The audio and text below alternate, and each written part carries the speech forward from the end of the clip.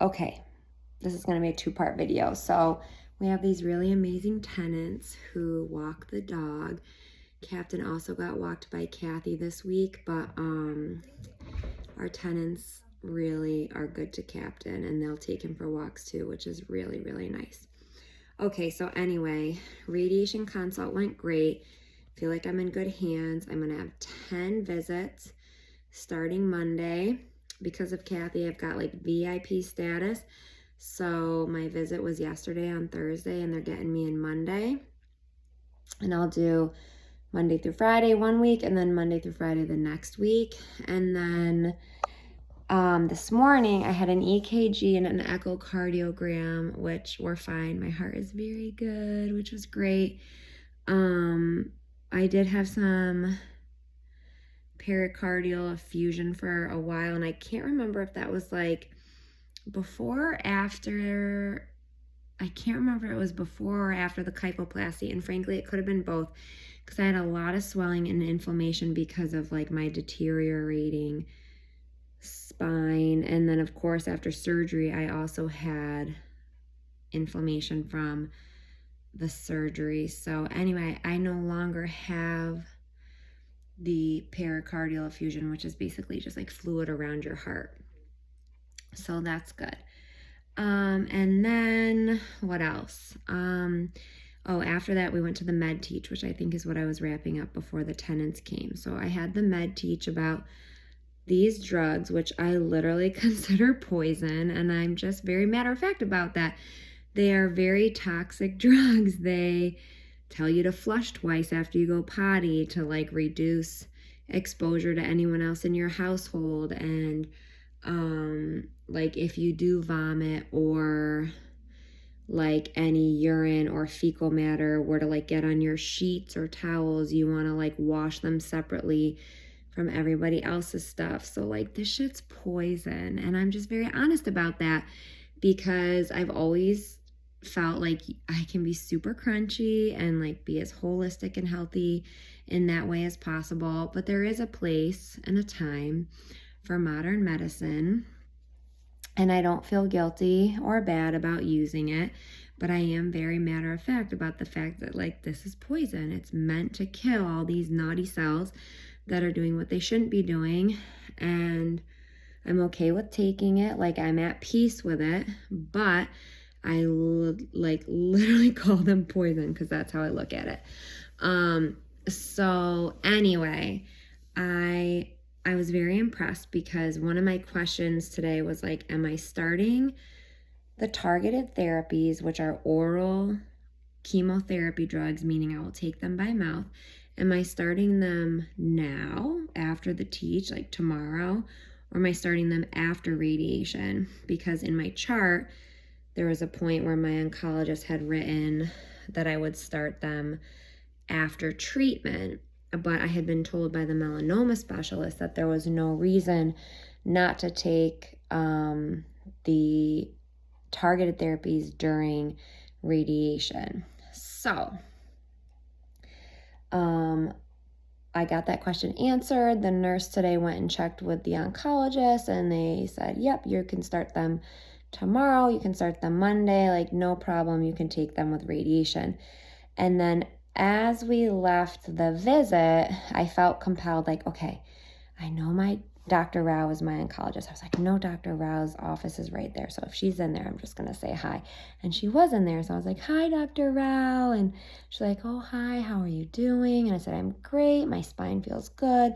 My neurological symptoms are relieved. And she's like, oh, good. Okay, good. And just like a little chit chat. She wanted to know how I was doing. And,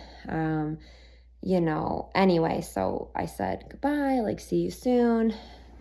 Got my blood work done in their office, and then like 5 minutes later I missed a call from her. So I called back and we played phone tag, and then when she got back to me, she was like, listen, I called Dr. Harris, the radiation oncologist, as soon as you left, because I had an inkling that maybe you shouldn't start the oral chemotherapy drugs until after radiation. So we did a literature what'd she call it? Oh my gosh. Like, I know the word and my mind just had a brain fart. Literary or literature, like research. I don't even know. I'm not using the right word. But she basically said they pulled up the research on the phone with each other within like a few minutes of my popping my head in her office to discuss the fact of whether or not I should start. So they pulled up the latest research, and there actually was a very recently published article that stated that doing the the chemotherapy, oral therapy targeted drugs with radiation increases the toxicity of the drugs, of the chemo oral pills. So she was like, so we want you to wait. And I just felt like so happy. I don't know. She had already answered my question and said, sure, go ahead, like start them tomorrow, start them Monday. It won't interfere. But I felt compelled to poke my head into her office. And I don't know that that's the reason why she ended up like questioning or like kind of doubling back, but she did for whatever reason. And she called Dr. Harris. They did their little research. Why is my mind blanking when you like pull research studies? Literary. Oh my gosh. Anyway, I don't even have chemo brain. This is just my brain.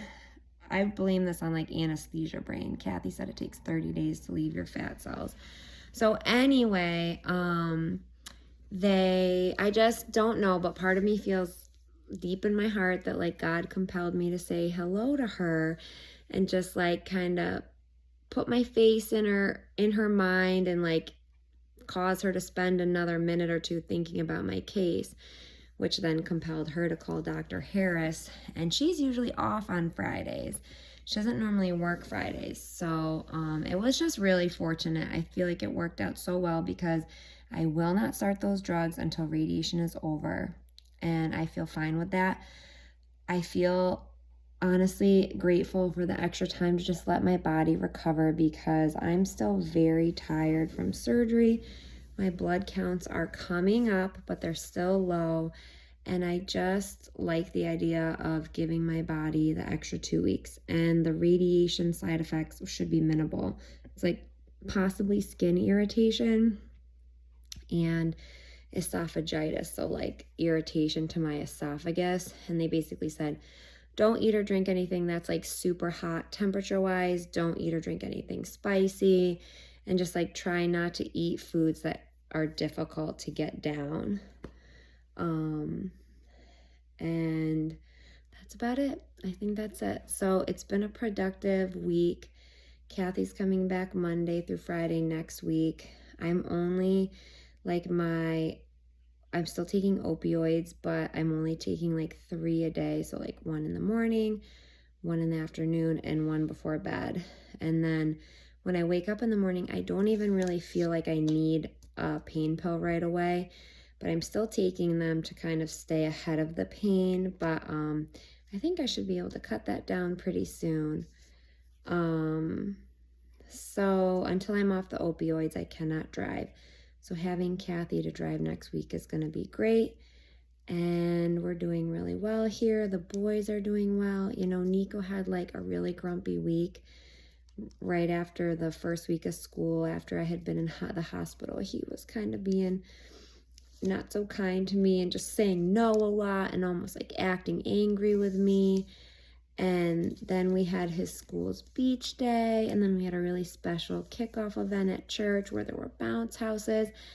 And I really think that even though my kids were kind of like mostly in the water with Welly or my friend Stacy at the beach day, and even though at church, like in the bounce houses, it was Welly kind of supervising, I think it meant so much to them to see me up and about and moving, and it just really lifted their spirits. My little guy Luca was like, Mom, remember when you were in the water? And I was literally in the water like up to my ankle. I did not maybe my shin, but I was not in the water. I did not go under the water. I didn't get wet above like halfway up my shin, you know. But he just, I could tell it meant so much to him that we did beach day, and like they saw me out just like doing stuff. So anyway, I think like as we resume routines and activities, they're gonna continue to feel better and better. And I just 100% believe God has been with me this whole way. It was really hard to pray in the hospital because I was like just in and out of alertness. And even now, like sometimes I start to pray and it makes me like fall asleep, but I know God is forgiving. And I know he also knows what I need and what I know he knows what I'm thankful for. And I know he knows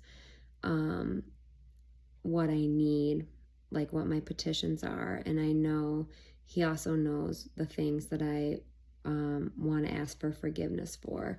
And a lot of my praise and thanks, I actually speak out loud to people in conversation. I just tell them what God is doing in my life and how much great care he's given me. And so I know when I start to fall asleep while praying that God already knows what I'm thankful for. But I am still like watching videos and podcasts to help me sort of lean into my faith. And I use my Bible app every night, and I like to read that out loud to myself.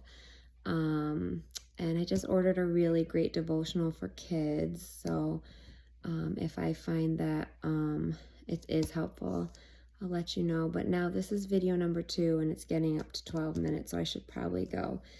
And I'm probably going to kind of type up a similar, shorter summary that will likely only take a couple of minutes to read. But I hope to get more active with sharing and updating, but I've been very tired. And it'll be nice. I don't have to see neurosurgery for 2 months after these 2 weeks of radiation, you know, every day, Monday through Friday. It'll be nice to not have any appointments and just have like a month or 2 of the oral chemo drugs. I'll probably have to get some blood work done and possibly a scan in there, but I won't have like a lot of appointments, which will be good. Okay. Signing off. Thank you to everyone who's been like watching these videos or subscribing. I have 12 subscribers. Holy moly. And I just my faith is so strong. My surgery did not cast, no matter how hard that stay was in the hospital, it did not cast any doubt or unbelief in my heart. I really just felt and have continued to feel that God is with me this whole way. And it's like in little things, like my neighbor reached out the other day and she was coming over to just ask me about an electrician. And our electrician is a pastor. The guy we hired this summer is a pastor. And when he was done with his work, my neighbor texted me that same day and was like, "Oh, what do you think of him? Would you recommend him?" And I said, "Oh yeah, definitely." And as he and I wrapped up that day, I said, "I am so grateful to have met you. Thank you so much. It's been a pleasure working with you." And he had told me that he and his wife and his congregation were praying for me. And I just said, "It was such a pleasure to work with you. You made it so easy." And he said, "Oh, well, I'm sure God arranged it." And I was like, "Oh, I'm stealing that line," because that is like the perfect way of throwing everything up to God's plan. So anyway, my neighbor was kind of marching over here to talk to me about the electrician, and Kathy stopped her and was like, I think Erin, like, it might not be the best time. Erin's kind of resting. She just had surgery. Like, you should kind of like check in about what's going on with her. So it took me a few days, but I sent a text to this neighbor and updated her. And she was like, "Oh my goodness." And mind you, I had not mentioned that the electrician is a pastor or that he and I had like this shared faith in God, nothing like that. And I've never talked about my faith with this neighbor. I don't know her well, but she's very friendly. But she wrote me this message and shared about like a friend of hers who's battling cancer. And she was like, I believe that like with God's hands, you will be healed. And when she said that, I was like, I know as a believer that sometimes you go out on a limb and you kind of say something like that, not sure how the person will receive it. Like, oh, is she going to be like, what? You holy roller, Bible thumper, whatever. Get your faith out of here. But, oh, I was so glad she said it. And I wrote back and told her, you know, Linda, God has been with me every step of the way. And I do believe I will be healed. And I just see how God has literally planted believers all around me for years. And I didn't even know it. But now, through this, I'm connecting with these people and connecting with them over our faith, which is just incredible. And now it's going on 16 minutes, so I really am going to go. But I'm just so thankful for this community. Facebook, Instagram, church, CrossFit, my kids' schools, both of my kids' schools, and now YouTube. So anyway, I love you all. Thank you. Bye.